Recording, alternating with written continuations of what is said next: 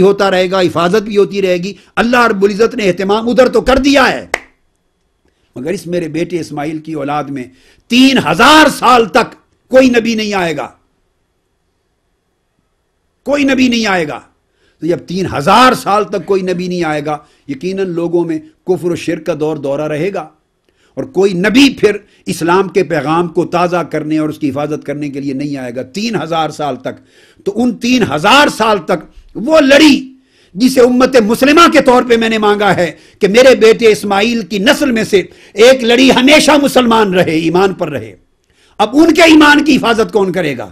ان کے اسلام کی حفاظت کون کرے گا؟ جو کہ 3000 سال تک تو کوئی نبی آنا نہیں، لہذا اس کی التجا کی باری تعالیٰ انہیں مسلمان بھی رکھنا، اور چونکہ نبی اور رسول 3000 سال تک اس رسول آخر الزمان سے پہلے اس لڑی میں کوئی نہیں آنا بنی اسماعیل میں، اس لیے ان کے ایمان اور اسلام کی حفاظت بھی تو خود کرتے رہنا، ہر دور میں ان کے اسلام کی حفاظت رہے۔ یہ دعا کی، اور دعا کر کے پھر اس کے بعد عرض کیا تیسری آیت میں ربنا وابعث فیہم رسولا منہم، اور اے باری تعالیٰ تیسری آیت میں اس کے بعد اے ہمارے رب پھر ان میں رسولاً، وہ رسول آخر الزمان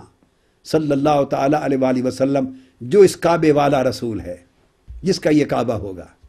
جو اسے آباد کرے گا آ کر، اور جو اسے بتوں سے پاک کرے گا، اور جو 3000 سال کے بعد آئے گا، اور میرے بیٹے اسماعیل کی نسل میں وہ پہلا اور آخری وہی ایک نبی اور رسول ہوگا۔ وہ رسول منہم، انہی میں سے بھیج دے۔ اب یہ جو منہم کہا، اس منہم کا تعلق اسی من ذریتنا امتا مسلمتن کے ساتھ ہے، کہ وہ جو میرے بیٹے اسماعیل کی نسل میں ذریت کا ایک حصہ، ایک جز، ایک نسل امت مسلمہ رہے گی، اس امت مسلمہ میں سے اس کی ہوگی اولاد،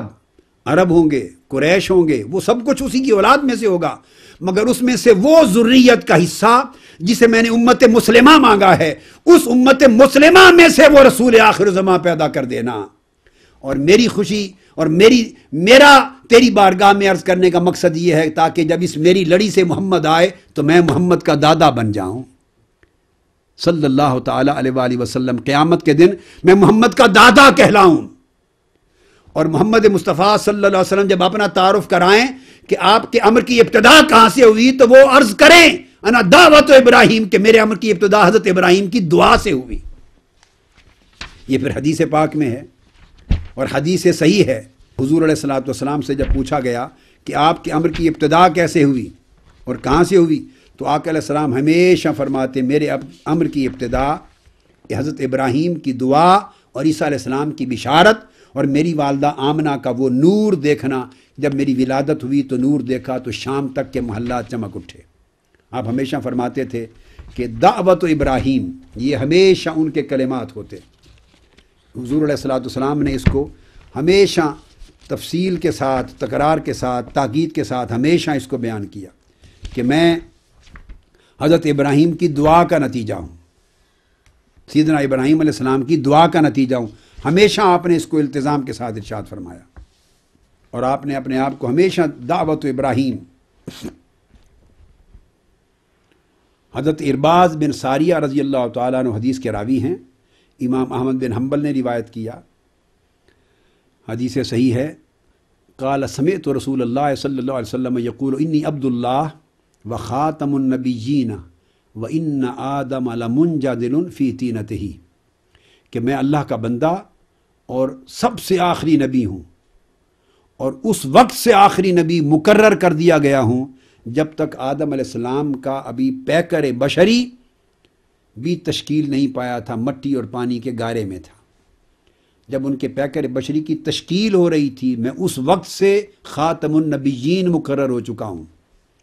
اور پھر فرمایا انا دعوت ابی ابراہیم، اور آگے سنو، میں اپنے باپ ابراہیم کی دعا ہوں، بشارت و عیسیٰ ابن مریم، اور میں حضرت عیسیٰ علیہ السلام بن مریم کی بشارت، ان کی خوشخبری، جو خوشخبری انہوں نے دی۔ صحابہ کرام کی مجلس میں اجتماع تھا، تو صحابہ کرام نے عرض کیا یا رسول اللہ صلی اللہ علیہ وسلم اخبرنا عن نفسک، ہمیں اپنی ذات کا تعارف کروائیے، اپنی شخصیت، اپنی ذات کا ذاتی تعارف کروائیے۔ ان تمام صحابہ نے روایت کیا، تو آقا علیہ السلام نے فرمایا نام انا دعوت ابی ابراہیم، میں اپنے باپ ابراہیم کی دعا ہوں، یعنی وہ قول ربنا وابعث فیہم رسولا منہم، آپ نے عرض کیا فرمایا میں اپنے باپ ابراہیم کی دعا ہوں، ببشرا عیسیٰ، اور حضرت عیسیٰ علیہ السلام کی بشارت ہوں جو انہوں نے بتایا کہ میں تمہیں مبشرم برسول یأتی من بعد اسمہ احمد، میں اپنے بعد آنے والے رسول محمد جن کا نام احمد ہے آسمانوں پر، ان کی بشارت دینے آیا ہوں۔ ورأت امی حین حملت بی انہ خرج منہا نور ادا لہ قصور بصرہ من ارض الشام، اور تیسرا یہ کہ جب میری ولادت ہوئی تو میری والدہ آمنہ نے وہ نور دیکھا جو ان سے نکلا اور جس سے سرزمین شام کے شہر بصرہ کے محلات روشن ہو گئے۔ الغرض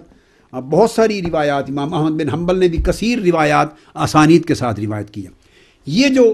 حضور علیہ السلام نے فرمایا کہ انا دعوت ابی ابراہیم، میں اپنے باپ ابراہیم کی دعا ہوں، یہ وہ دعا ہے۔ تو عرض کر رہے تھے باری تعالیٰ میرے بیٹے اسماعیل کی نسل میں سے ایک گروہ، ایک طبقہ ہمیشہ جو امت مسلمہ رہے گی، اس امت مسلمہ میں سے اس رسول آخر الزماں کو پیدا کرنا۔ تو گویا یہ امت مسلمہ جس میں سے حضور کو پیدا کیے جانے کی دعا ہو رہی ہے، مبعوث ہونے کی دعا ہو رہی ہے، یہ حضرت اسماعیل سے شروع ہوئی اور حضرت عبداللہ اور حضرت آمنہ پہ آ کے ختم ہوتی ہے۔ تو حضرت اسماعیل سے لے کر عبداللہ اور آمنہ رضی اللہ تعالیٰ عنہما تک یہ پورا جو نسب محمدی ہے، اس کا نام امت مسلمہ رکھا ہے قرآن میں۔ اس پورے نسب محمدی کا نام قرآن نے امت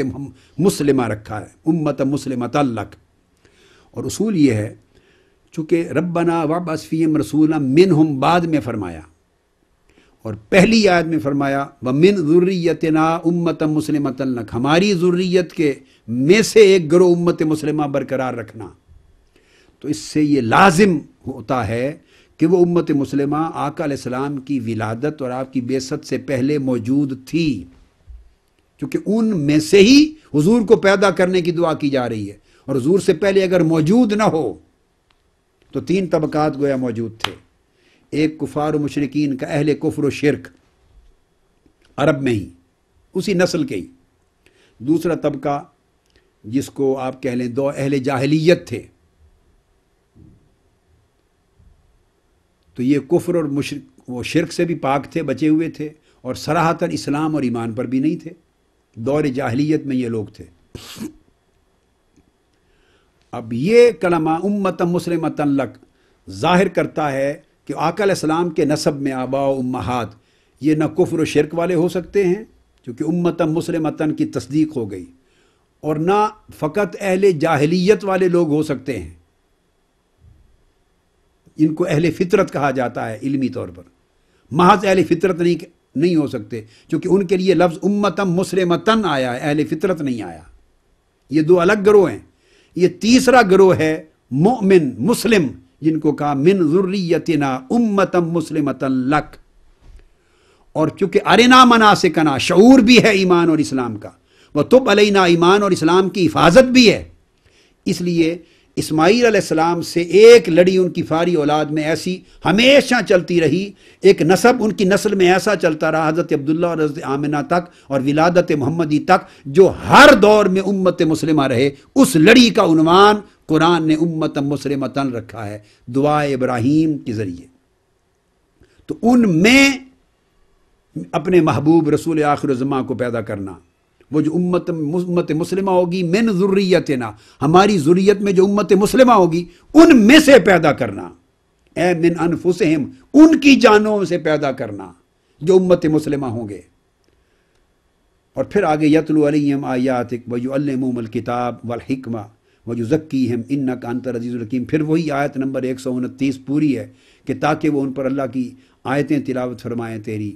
اور تیری کتاب کی تعلیم دیں اور حکمت کی تعلیم دیں اور تزکیہ کریں۔ یہ سارا پھر باقی مضمون وہ ہے۔ اب یہاں سے جو چیز ثابت ہوئی وہ یہ کہ اللہ رب العزت نے مقام رسالت محمدی کی حفاظت کیا خوب کی، ایک محبوب کی خاطر، ایک نبی کی خاطر، ایک رسول آخر الزماں آقا علیہ السلام کی خاطر 3000 سال تک، خدا جانے کتنے سینکڑوں افراد ہوئے، 3000 سال تک اللہ نے ایک حضور کی خاطر سینکڑوں پشتوں کی بھی حفاظت کی اور سینکڑوں رحموں کی بھی حفاظت کی. ایک کی خاطر 3000 سال تک پوری نسل کے ایمان اور اسلام کی اللہ حفاظت کرتا رہا، ان کو ایمان پہ رکھتا رہا.